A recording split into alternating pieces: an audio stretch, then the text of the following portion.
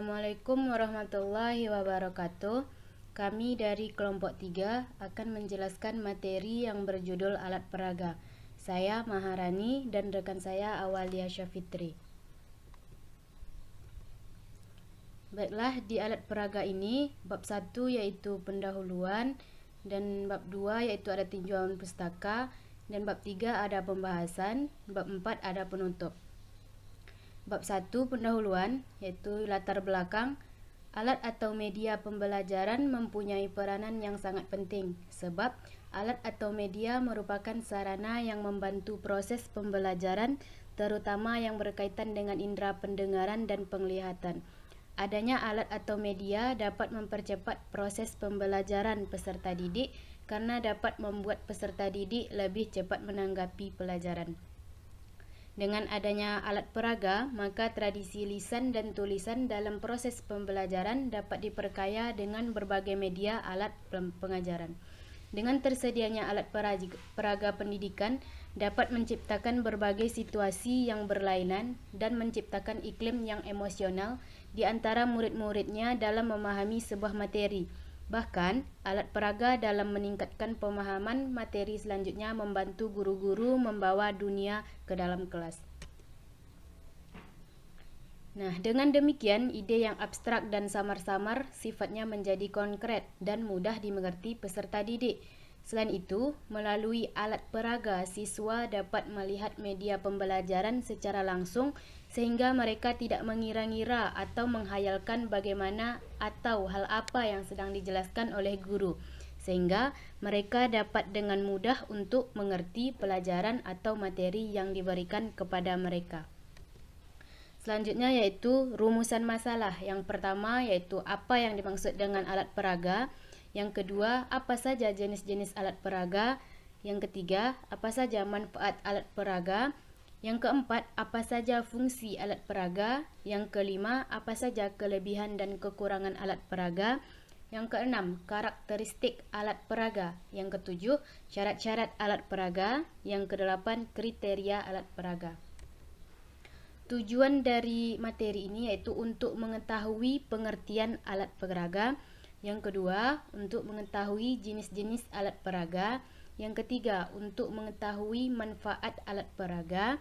Yang keempat, untuk mengetahui fungsi alat peraga. Yang kelima, untuk mengetahui kelebihan dan kekurangan alat peraga. Yang keenam, untuk mengetahui karakteristik alat peraga. Yang ketujuh, untuk mengetahui syarat-syarat alat peraga. Yang kedelapan, untuk mengetahui kriteria alat peraga. Selanjutnya yaitu di bab kedua, yaitu tinjauan kepustakaan. Yang pertama yaitu tinjauan secara religi. Allah Subhanahu wa taala dalam memberikan pelajaran pada manusia banyak menggunakan metode bercerita, yakni menceritakan kisah-kisah yang baik untuk diteladani dan menceritakan kisah-kisah yang buruk untuk dihindarkan. Diungkapkan oleh Allah Subhanahu wa taala dan ini sekaligus sebagai landasan metode bercerita dalam Al-Qur'an sebagai berikut. Yang terdapat pada surah Yusuf ayat 12. Yang artinya, kami menceritakan kepadamu kisah yang paling baik dengan mewahyukan Al-Qur'an ini kepadamu, dan sesungguhnya kamu sebelum atau kami mewahyukannya adalah termasuk orang-orang yang belum mengetahui. Dalam ayat di atas tampak secara jelas bahwa terdapat guru yang mengajarkan, yaitu Allah Subhanahu wa taala sendiri sebagai guru memberikan isi cerita yang terbaik, ahsanal qasyah, sebagai materi pembelajaran. Materi pembelajaran yang diajarkan dengan metode bercerita itu adalah kisah yang paling baik, yaitu yang terdapat dalam wahyu Allah Al-Qur'an. Yang kedua yaitu tinjauan menurut para ahli. Yang pertama yaitu menurut Sudiana, alat peraga pendidikan adalah suatu alat yang dapat diserap oleh mata dan telinga dengan tujuan membantu guru agar proses belajar mengajar siswa lebih efektif dan efisien. Yang kedua, menurut Faisal, alat peraga pendidikan sebagai instrumen audio maupun visual yang digunakan untuk membantu proses pembelajaran menjadi lebih menarik dan membangkitkan minat siswa dalam mendalami suatu materi. Yang ketiga, menurut Anderson dalam Lestari, memberikan pengertian bahwa alat peraga adalah media atau perlengkapan yang digunakan oleh tenaga pendidik dalam upaya membantu atau mempermudah proses pembelajaran. Nah, bab 3 yaitu pembahasan. Yang pertama yaitu pengertian alat peraga. Alat peraga merupakan salah satu komponen penentu efektivitas belajar. Alat peraga mengubah materi ajar yang abstrak menjadi konkret dan realistik. Penyediaan perangkat alat peraga merupakan bagian dari pemenuhan kebutuhan siswa belajar sesuai dengan tipe siswa belajar. Yang kedua, yang jenis-jenis alat peraga. Alat peraga dapat dibagi menjadi dua macam, yaitu alat peraga yang secara garis besar media belajar dan pembelajaran. Dapat dibedakan ke dalam 4 kelompok.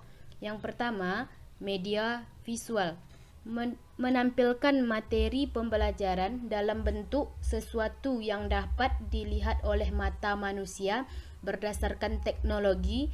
Alat visual dibedakan atas yang pertama yaitu media visual non-elektrik atau non-elektronik, yaitu media visual yang bekerja atau penggunaannya tidak memerlukan tenaga listrik.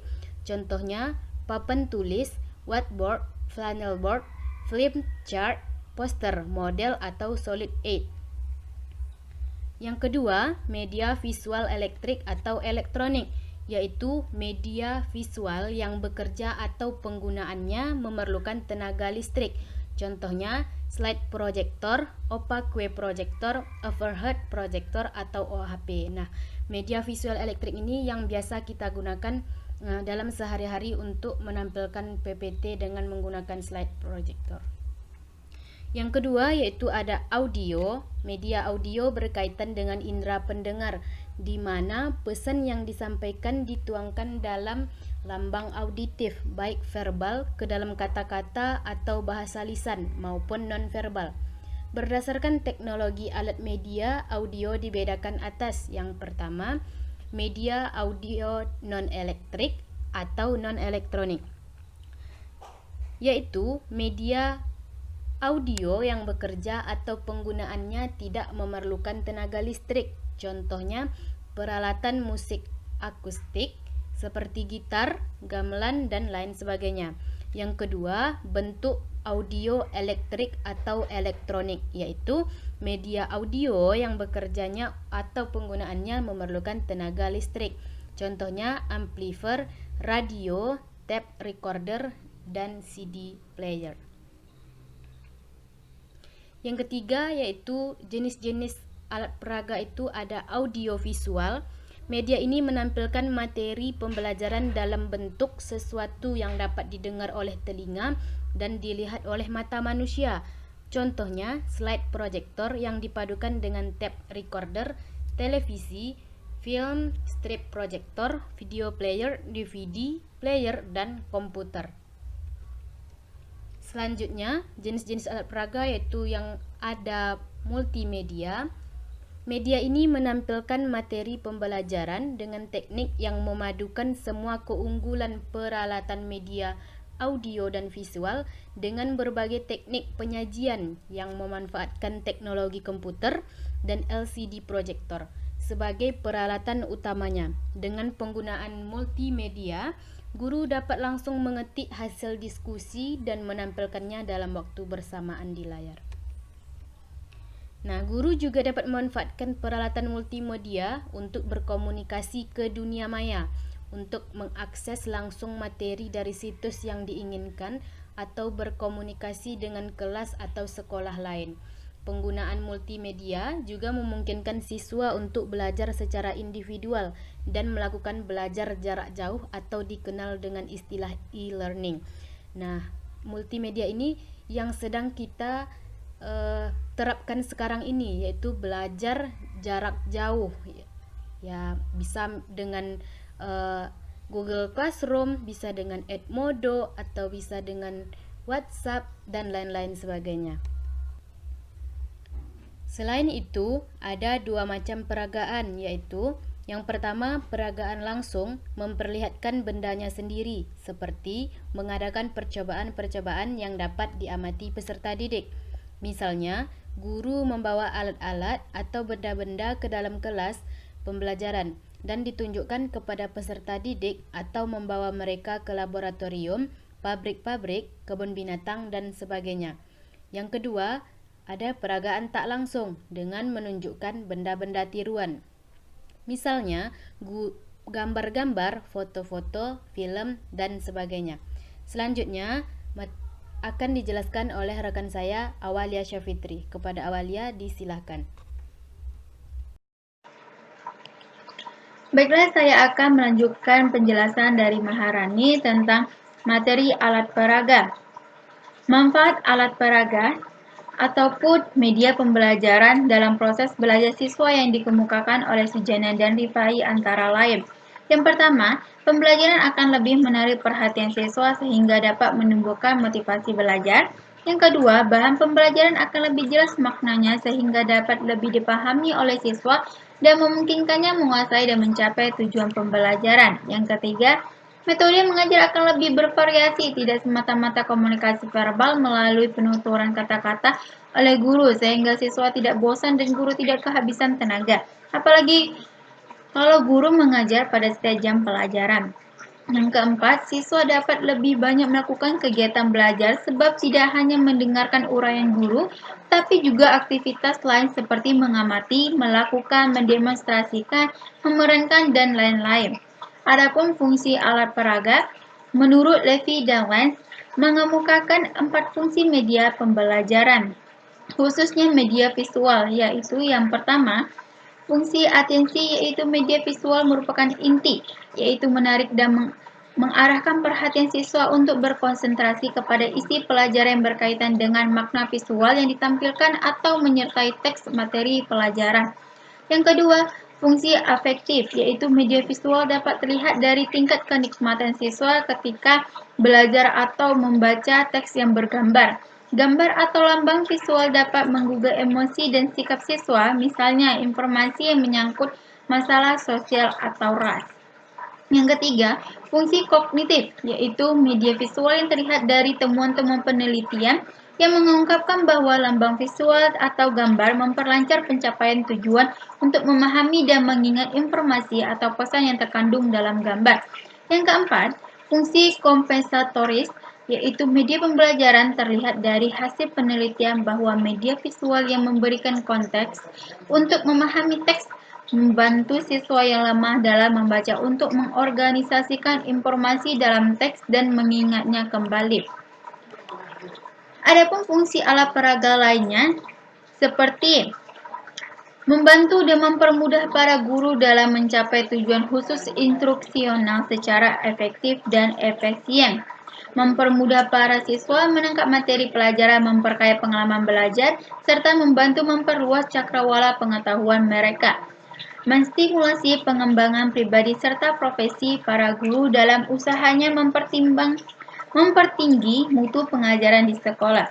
Nah, oleh karena itu, seorang pendidik harus mempertimbangkan alat yang akan digunakan dalam proses pembelajaran karena apabila salah menggunakan alat pembelajaran maka akan menimbulkan dampak yang berbahaya bagi peserta didik. Kelebihan dan kekurangan alat peraga. Adapun kelebihan dan kekurangan penggunaan alat peraga dalam pengajaran Sujana, yaitu kelebihannya yaitu menumbuhkan minat belajar siswa karena pelajaran menjadi lebih menarik, memperjelas makna bahan pelajaran sehingga siswa lebih mudah memahaminya. Metode mengajar akan lebih bervariasi sehingga siswa tidak akan mudah bosan, membuat lebih aktif melakukan kegiatan belajar seperti mengamati, melakukan, dan mendemonstrasikan, dan sebagainya. Kemudian kekurangannya yaitu mengajar dengan memakai alat peraga lebih banyak menuntut guru, kemudian banyak waktu yang diperlukan untuk persiapan, serta perlu kesediaan berkorban secara materi. Karakteristik alat peraga. Karakteristik alat peraga menurut Roosevelt adalah sebagai berikut. Alat peraga yang digunakan hendaknya memiliki karakteristik tertentu. Alat peraga yang digunakan harus memiliki sifat sebagai berikut. Yang pertama, tahan lama ataupun terbuat dari bahan yang cukup kuat. Yang kedua, bentuk dan warnanya menarik. Yang ketiga, sederhana dan mudah dikelola ataupun tidak rumit. Yang keempat, ukurannya sesuai ataupun seimbang dengan ukuran fisik anak. Yang kelima, dapat mengajikan konsep matematika atau tidak mempersulit pemahaman. Yang keenam, sesuai dengan konsep pembelajaran. Yang ketujuh, dapat memperjelas konsep atau tidak mempersulit pemahaman.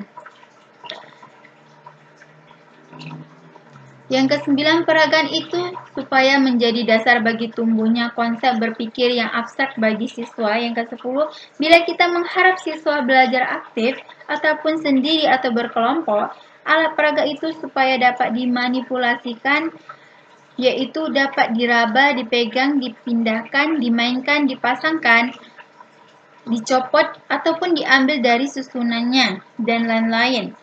Yang ke-11, bila mungkin alat peraga tersebut dapat berfaedah lipat ataupun banyak.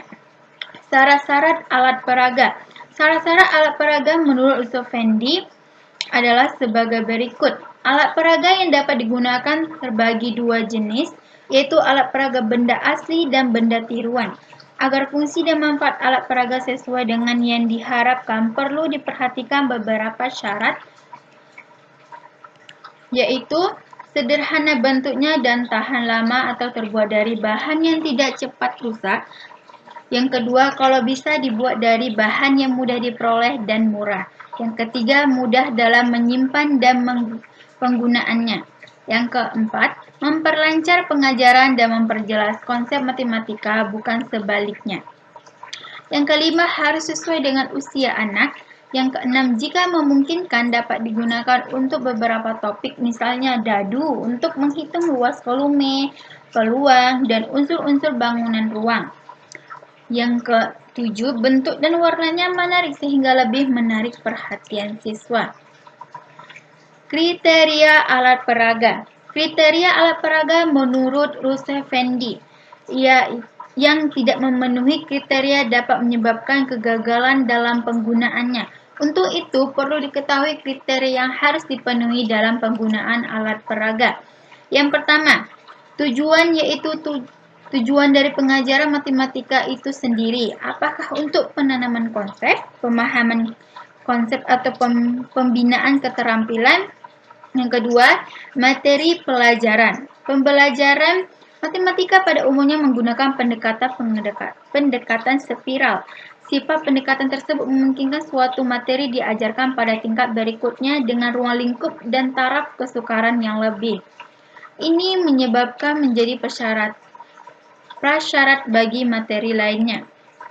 Yang ketiga, strategi belajar mengajar. Alat peraga yang digunakan dapat mendukung strategi belajar mengajar. Contohnya, mencari volume balok akan lebih dimengerti siswa jika ditampilkan dengan alat peraga balok. Yang keempat, kondisi. Perlu diperhatikan kondisi lingkungan, ruang kelas, luar kelas, jumlah siswa. Yang kelima, siswa. Jika memiliki beberapa pilihan alat peraga untuk satu materi, harus disesuaikan dengan keinginan siswa. Baiklah, kesimpulan dari materi yang telah dijelaskan. Pertama, alat peraga atau media pembelajaran merupakan sarana untuk meningkatkan pemahaman siswa terhadap materi pelajaran. Alat peraga merupakan salah satu komponen penentu aktivitas belajar. Alat peraga mengubah materi ajar yang abstrak menjadi konkret dengan realistis. Penyediaan perangkat alat peraga merupakan bagian dari pemenuhan kebutuhan siswa belajar sesuai dengan tipe siswa belajar.